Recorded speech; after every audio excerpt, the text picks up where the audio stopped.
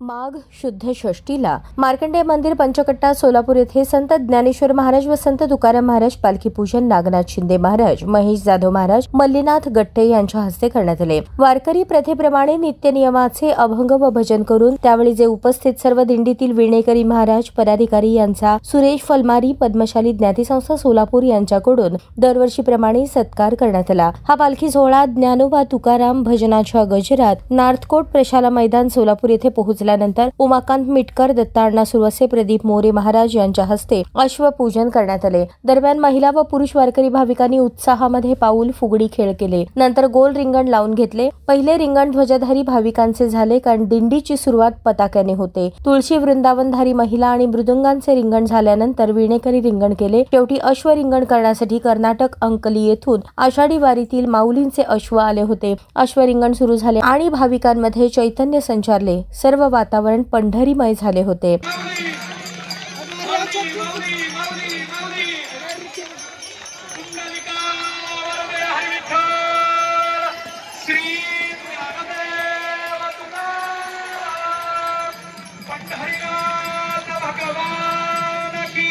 हा सोहळा श्री महादेव मंदिर साठेचाळ सोलापूर येथे पोहोचला। यावेळी शहरातील 38 आणि परिसरातील 25 दिंड्या सहभागी झाल्या होत्या। यावेळी सुधाकर इंगळे महाराज, ज्योतिराम चांगभले, बळीराम जांभळे, किसन कापसे, मोहन शेळके, बंडो पंत कुलकर्णी, संजय पवार, सचिन गायकवाड व पदाधिकाऱ्यांसह हा सोहळा पाहण्यासाठी शहरातील व परिसरातील हजारो महिला पुरुष भाविक उपस्थित होते।